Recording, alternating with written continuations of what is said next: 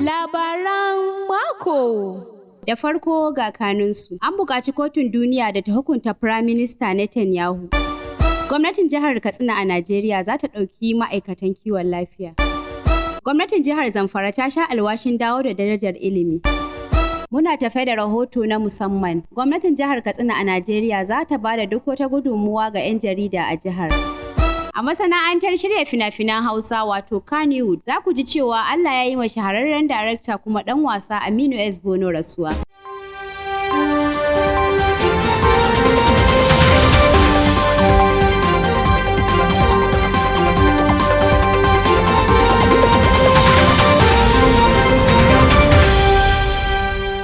Ga cikakkun labaran, gwamnatin ƙasar Afirka ta Kudu ta buƙaci kotun hukunta manyan laifuka ta ƙasa da ƙasa ICC da ta bada sammacin kama Firaministan Isra'ila Benjamin Netanyahu nan da tsakiyar watan Disamba mai zuwa. Minista a fadar shugaban ƙasar Afirka ta Kudu, Kombozo Ntshabeni ne ya bayyanar da hakan a ranar Litinin da ta gabata.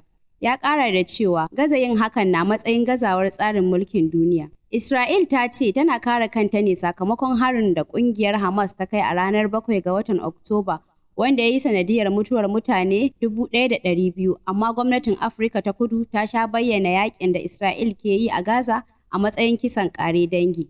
Gwamnatin Hamas ta Gaza ta ce akalla Falasɗinawa 13,000 ne aka kashe a hare-haren da Isra'il ta kai musu, ciki har da yara akalla 5,500.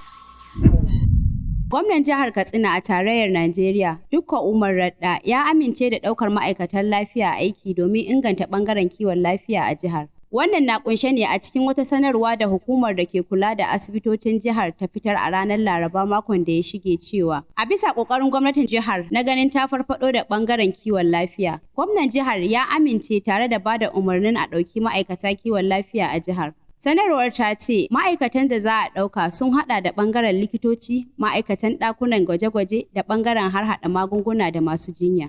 Kafin mu ci gaba za ku karɓi wannan saƙon. Kayan kwarai sayan su shi ne sayan nagari. Alheri blog a ko'ina yanzu ya yi fice. Tarkashi lallai hakika samun ingantaccen bulo mai kwari gami da inganci sai kun ziyarci shahararren gidan bulo mai suna Alheri Block Industry. Ku iya samun su a babban ofishinsu da ke birnin Katsinan Dukku. A kan shataletalen Strolling Clinic titin Hassan Usman na Gogo. Ko kuma a rassansu da ke kan titin zuwa kai ta da ka wuce makarantar Dai Sahara kusa da bangon majalisar jiha. Da kuma titin zuwa Jibiya. Daura da gidan wasa na Dr. Mamman Shata. Open Theater. Ko kuma sabon gida daura da filin sukuwa duk a cikin birnin Katsinan Duk. Da kuma garin Dutsen ma daura da gidan rediyo. Da kuma lamba C5 line Umar Musa Yar'adua da ke Millennium City jihar Kaduna. Da kuma adireshinsu na Abuja da ke DD bayan gidan mai Eyo kan titin Zuba Expressway. Ko kuma a tuntuɓe su ta waɗannan lambobin waya kamar haka: 0700 22 44 ko kuma 0700 44 22. Alheri Block Industry, bululuwan mu masu inganci. Muzo ga sabon albishiri, daɗin ko gara basa ta sauka gari, daɗin daɗi. Albishirin ki uwar gida. Wuro, ina dai fatan baki shiya za ka yi min ba. Na uwar gida, ai daga ke ba kari. Ai fa, to ina jin ka mai gida. Daga yanzu mun daina takakkiya garuruwa masu nisa don yin sayayyan kayayyakin masarufi ko kayan sawa na yara, ko ma na manya da kayayyakin gida kamar su kujeru da sauransu, har ma da kayayyakin lefe ga mai hidimar karin aure, tun daga katafaren kantin daɗin kowa Super Store da ke nan Katsina. Madalla kwatalli, in ji amaryar danko, ka ce dai naisa ta zo kusa. Kwarai kuwa uwar gida, domin a katafaren kantin daɗin kowa Store ya tanadar da kayayyakin bukatun yau da kullum, mayamayai na gani na faɗa, kayan kicin, turarurruka na shafawa masu ɗan karan ƙanshi, kayan sawa na maza da mata da na yara, takalma na kecere ne. Daɗin kowa Store na nan a gab da shataletalen GRA Roundabout da ke kan titin Hassan Usman Katsina, daura da CBN a nan garin Katsina. Ko reshen mu da ke sabon titin Kwadon bayan Stadium Katsina, ko a kira mu ta lambar waya 0800 3821 453 4582 ko 0800 081552388 ko 08065529956 ko 08031802213. Daɗin kowa sto. Masu kallonmu da sauraronmu barkanmu da dawowa. Gwamna Dauda Lawal na jihar Zamfara ya ba da tabbacin cewa gwamnatinsa za ta dawo da martabar ilimi a jihar. Da yake bayar da tabbacin a wajen kaddamar da fara gine-gine da gyaran makarantu a hukumance. Gwamnan ya jaddada aniyarsa ta farfado da ilimi. Wata sanarwa da mai magana da yawun gwamnan jihar Suleiman Bala Idris ya fitar ta ce, gwamnatin jihar na baiwa ilimi fifiko domin cika alƙawurran da gwamnan ya ɗauka a lokacin yaƙin neman zaɓe. Gwamna Lawal ya bayyana ƙudurinsa na inganta fannin ilimi gaba ɗaya. A yunkurin gwamnan har da shirin aiwatar da ayyuka da suka hada da sake gyara makarantu da suka lalace gaba ɗaya a faɗin ƙananan hukumomin jihar 14. Baya ga sababbi da za a samar, aikin za ya hada da makarantun tsangaya da ke shiyoyi 3 na Anka, Ƙaura na Moda da Gusau.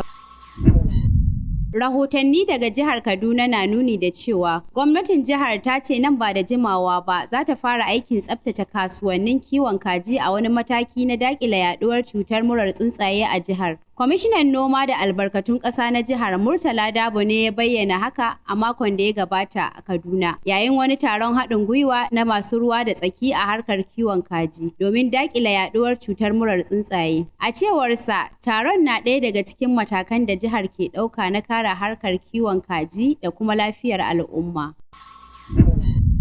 Muna tafe da rahoto na musamman. Gwamnatin jihar Katsina a Najeriya za ta ba da duk wata gudunmuwa ga 'yan jarida a jihar. Gwamnatin jihar Katsina a Najeriya za ta ba da duk wata gudunmuwa ga 'yan jarida a jihar don gudanar da ayyukansu yadda ya kamata.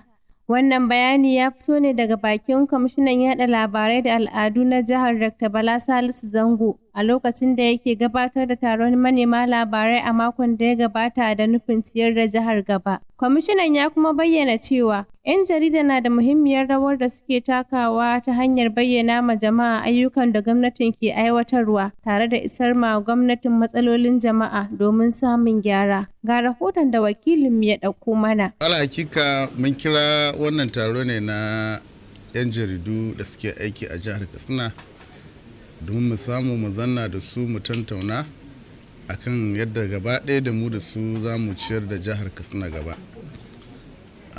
Hakika 'yan jaridu suna da rawa da su taka kuma suke takawa akan kawo ma al'umma ci gaba ta hanyar sanar da su a halin da gwamnati take ciki da kuma abubuwa da gwamnati take aikatarwa ga al'umma, tare kuma da ɗauko matsalolin al'umma suna sanar da gwamnati matsalolin da al'umma suke ciki domin a samu yara akan yadda za a taimaki al'umma a kyautar rayuwar al'umma. Kuma tabbatar ma da 'yan jaridu cewa in Allah ya yarda a gwamnatin jihar Katsina karkashin Malam Duk Umar Rada a shirye take domin ta bai ma 'yan jaridu dukkan goyon bayan da suke bukata domin gudanar da ayyukansu na faɗakar da al'umma da sanar da al'umma abubuwan da ke faruwa a jihar Katsina da kuma Najeriya da ma duniya baki daya. Kuma kana magana suna da rawa da za su taka musamman a halin da muke ciki na wannan matsalolin tsaro da muke fuskanta a jihar Katsina. 'Yan jaridu suna da rawa da za su taka wajen taimakawa al'umma da taimakawa gwamnati wajen samar da zaman lafiya a jihar Katsina.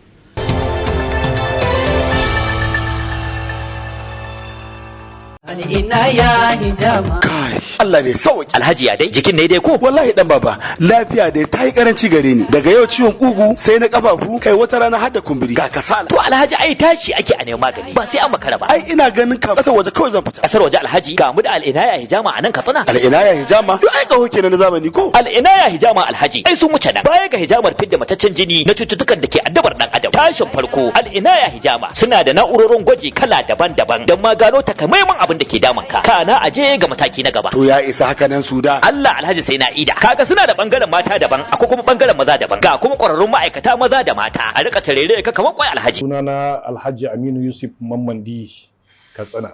Muna da ainihin cekin da muke yi na abin da ya shafi ciwon kai, rikicin aljanu, rikicin jinin al'ada, da borin jini, da lo'afil kaif wanda shine wanda yake murde ba jijiyoyi, yake murda wuya ko ya murda baya sai ga mutum ya duke.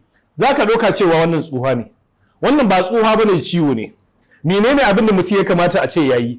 Ya zo insha Allahu Rabi ya tuntuɓe mu a wannan cibiya ta mu ta Al'inaya Hijama a nan jihar Katsina. To ya za a yi Alhaji? Tashi mu kira ka ni. Al'inaya Hijama suna nan a saman bene daga gabas, suna kallon gidan man kokiya dab da rawon mai fensir na kofa marusa a nan Katsina, ko a kira 0800 69 58 94 13. Al'inaya Hijama, lafiya uwar jiki. Al'inaya Hijama.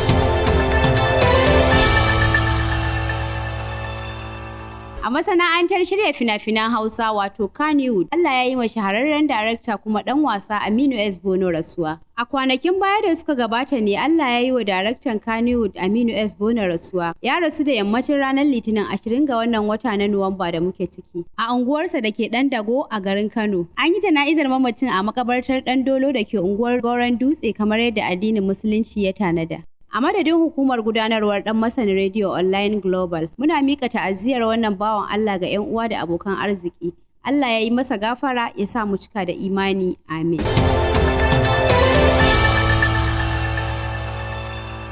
A madadin editocinmu Abdulaziz Nasir Kwanariya da kuma Husaini Bara'u Wurma, wanda ya tace mana sautin Lawal Usman Yarima, sai wanda ya haɗa mana hoto Abba Daneji, wadda ta haɗa mana rahoto Fatima Rabi'u Wowo, tsarawa bada umarni Abubakar Ayuba Masanawa. Ni da na gabatar Mimi Bako nake cewa sai wani mako idan Allah ya kai mu.